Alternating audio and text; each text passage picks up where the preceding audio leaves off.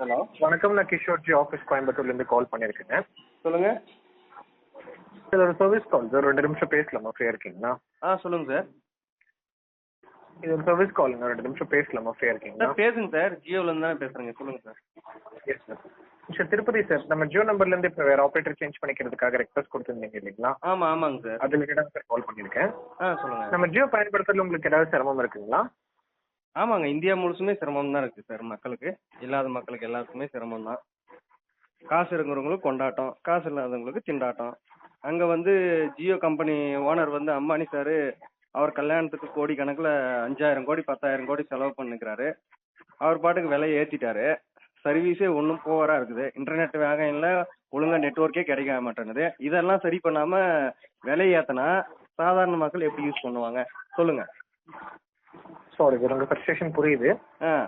ஃப்ரீயாக எதுக்கு கொடுத்தீங்க ஃபர்ஸ்ட்? 2016 ஃப்ரீயாக நெட்ஒர்க் கொடுத்து எல்லாரையுமே வந்து கவர்ச்சி பண்ணீங்க.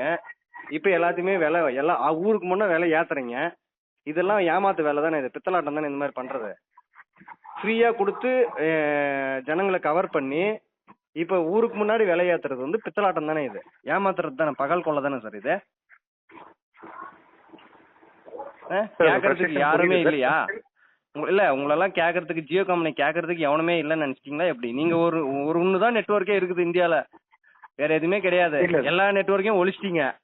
10-15 நெட்ஒர்க் இருந்துச்சு. ஜியோக்காரன் வந்து நாட்டையே அந்த ஜியோ அந்த சிம் நெட்ஒர்க்கே ஒழிச்சிட்டாங்க எல்லாமே.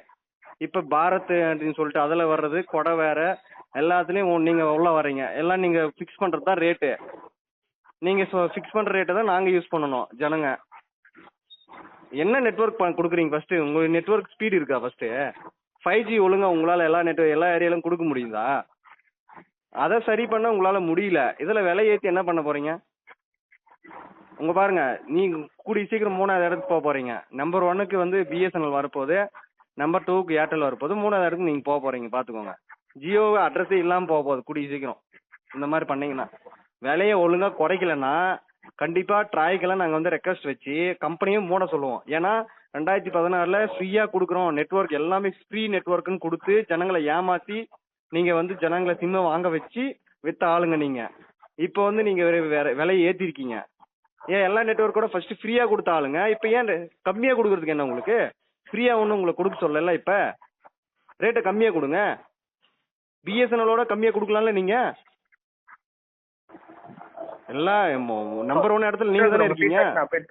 இல்ல சார், நம்பர் 1 இடத்துல நீங்க தானே இருக்கீங்க. உங்களுக்கு வருமானம் பத்தலையா?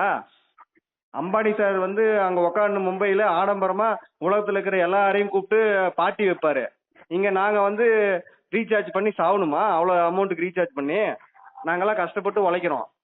எங்க காசு ரீசார்ஜ் பண்ணாதான் நீங்க கோடீஸ்வரன் ஆக முடியும். அம்பானிக்கு வருமானம் வரும், இல்லைன்னா வருமா சொல்லுங்க? புரியுது. யாரோட பணங்க? எதுக்கு அந்த அளவுக்கு ஆடம்பரம் நீங்க பண்ணிக்கோங்க, இல்லைன்னு சொல்ல. எங்களுக்கு விலை ஏற்றி தான் நீங்க ஆடம்பரமா பண்ணணுமா? எவன் காசு சொல்லுங்க? இந்திய கவர்மெண்ட்டும் உங்களை கேட்கறது இல்ல, வாரி வாரி கொடுக்குறாங்க. யாரும் கேட்கறதுக்கே நாதி இல்ல. அப்படிதான் நினைச்சுன்னு இருக்கீங்க ஜியோ கம்பெனி. பாத்துக்கோங்க, கண்டிப்பா உங்க கம்பெனி வந்து திவால் ஆக போகுது. இது என்னோட சாபமாவே விடுறேன், பாத்துக்கோங்க. கடவுள் கண்டிப்பா தண்டனை கொடுப்பாரு ஜியோ கம்பெனிக்கு.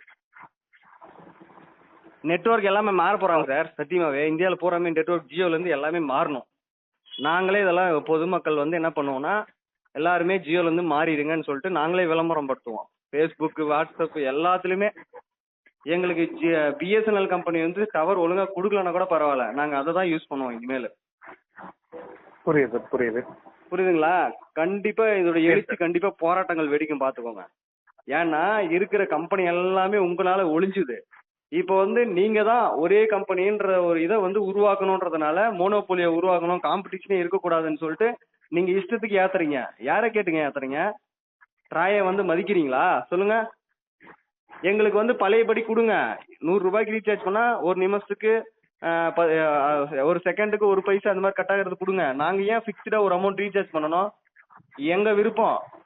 நாங்க மொத்தத்துல 100 ரூபாய்க்கு ரீசார்ஜ் பண்றோமோ அதுக்குண்டானது மட்டும் நாங்க கால் பேசிக்கிறோம். எங்களுக்கு ஃப்ரீ காலே வேணாம், ஃப்ரீ நெட்ஒர்க்கே வேணாம். நாங்க காசு போட்டு நெட் யூஸ் பண்ணிக்கிறோம், காசு போட்டு பேசிக்கிறோம். இந்த ஃப்ரீயே வேணாம். யாருங்க இந்த பிளான் எல்லாம் கொண்டு வந்தது? ஜியோக்காரங்க தான் இதெல்லாம் கொண்டு வந்தது. இந்தியாவில் ஒழிச்சிட்டிங்க எல்லாத்தையுமே, சரிங்களா?